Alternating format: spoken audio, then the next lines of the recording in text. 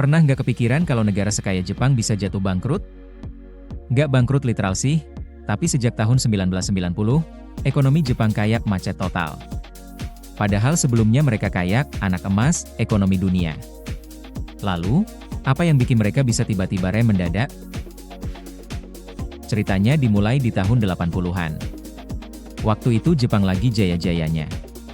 Mereka jadi ekonomi nomor 2 terbesar di dunia, ngalahin Jerman Barat. Properti dan saham di Tokyo meledak harganya. Bahkan saking gilanya, harga tanah di dekat Istana Kaisar Tokyo nilainya lebih tinggi dari seluruh negara Kanada. Gila kan? Tapi ini bukan pertumbuhan sehat. Ini gelembung. Dan gelembung, cepat atau lambat pasti pecah. Bank-bank di Jepang saat itu terlalu semangat ngasih pinjaman. Bahkan buat proyek-proyek yang nggak jelas. Kenapa? Karena suku bunga rendah, dan pemerintah mendorong investasi. Banyak orang ikut-ikutan beli saham dan properti, karena semua kelihatan cuan. FOMO sebelum kata FOMO populer. Tapi di akhir tahun 80-an, Bank of Japan mulai panik. Mereka takut inflasi makin liar, jadi suku bunga mulai dinaikin. Dan, boom. Harga saham anjlok. Properti juga mulai kehilangan nilai. Dan yang punya utang? Kena semua. Pinjamannya tetap, tapi asetnya udah nggak bernilai. Ini awal dari apa yang disebut The Lost Decade. Tapi faktanya, bukan cuma satu dekade. Jepang stuck hampir 20 tahun. Banyak perusahaan zombie bermunculan, perusahaan yang secara teknis bangkrut, tapi masih hidup karena terus disuntik dana. Tapi nggak produktif. Nggak efisien. Ekonomi jadi berat banget. Dan yang bikin ngeri, ini bukan cuma soal ekonomi. Anak muda kehilangan harapan. Angka bunuh diri naik. Gaji stagnan.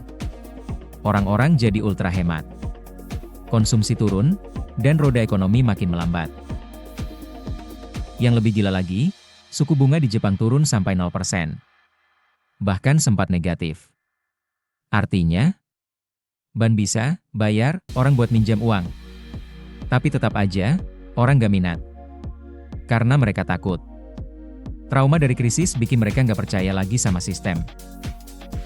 Sampai sekarang, efeknya masih kerasa. Jepang jadi negara maju dengan pertumbuhan ekonomi paling lambat di antara negara-negara G7. Penduduknya makin tua, dan produktivitas susah naik lagi. Tapi dari sini, kita bisa ambil pelajaran penting. Bahwa pertumbuhan yang terlalu cepat, tanpa dasar yang kuat, itu bahaya.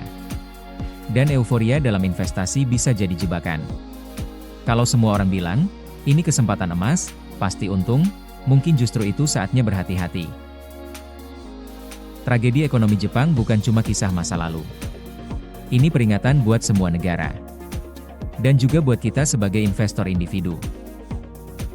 Jadi, jangan cuma tergoda hype. Lihat fundamental. Tahu kapan harus masuk, dan kapan harus berhenti.